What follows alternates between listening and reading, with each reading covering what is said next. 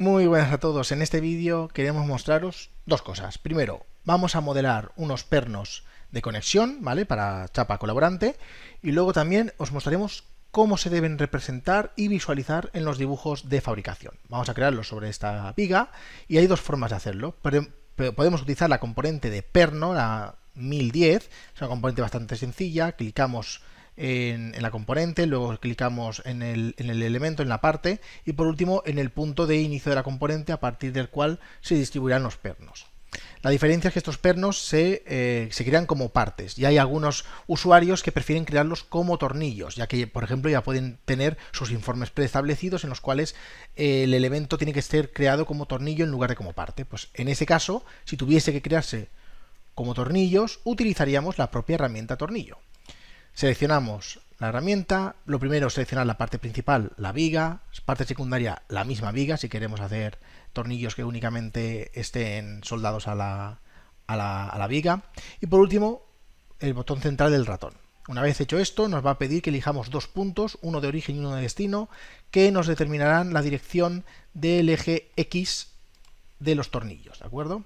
El eje X de los tornillos luego lo veremos que podemos modificarlo en sus propiedades, así que seleccionamos los tornillos, vamos a la parte de propiedades y lo primero que haremos será cambiar el estándar en lugar del estándar que estamos viendo y colocaremos la opción de estándar de perno.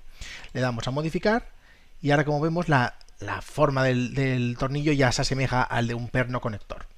Así que lo siguiente que podemos modificar será la longitud de este perno, que dependerá del proyecto en el que estemos, como esté definido en el propio proyecto, y lo más importante es si queremos que aparezca reflejado en nuestros dibujos de fabricación, tenemos que ponerle que sea de taller. Cambiará el color, pero esto ya aparecerá reflejado en los dibujos de fabricación.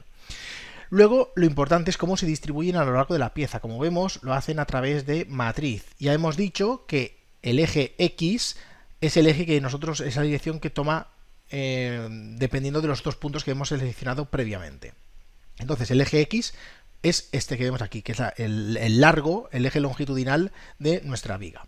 Así que si queremos una serie de pernos, tendremos que poner un valor de, por ejemplo, 12 pernos separados 200. ¿Vale? Si le damos a modificar, habrá incluido esos 12 pernos, que si quisiéramos podríamos incluir también la separación, por ejemplo, 800 y luego otros 12 por 200. Y de esa manera habremos rellenado el resto de nuestra viga.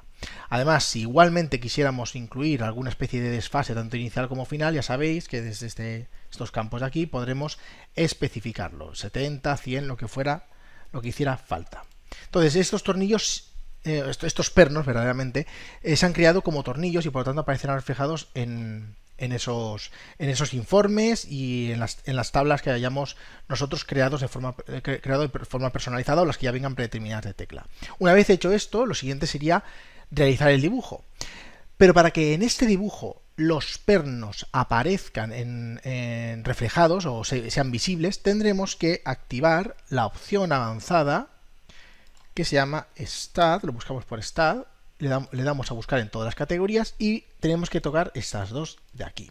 La primera nos indica cómo queremos que se vayan a representar, o sea, qué propiedades tomará para que digamos, qué propiedades asumirá para que se represente. En este caso le decimos que tenga las mismas propiedades que los tornillos, es decir, se visualizarán de la misma manera que los tornillos.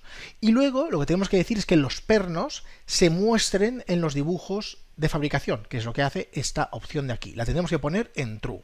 De esta manera, cuando nosotros vayamos a entrar en el dibujo de fabricación, nos vamos a dibujos e informes, gestión de documentos, el dibujo seleccionado, ya sabéis, de esta manera, tenemos aquí el dibujo de parte, doble clic y le damos a realizar numeración porque hemos hecho una modificación.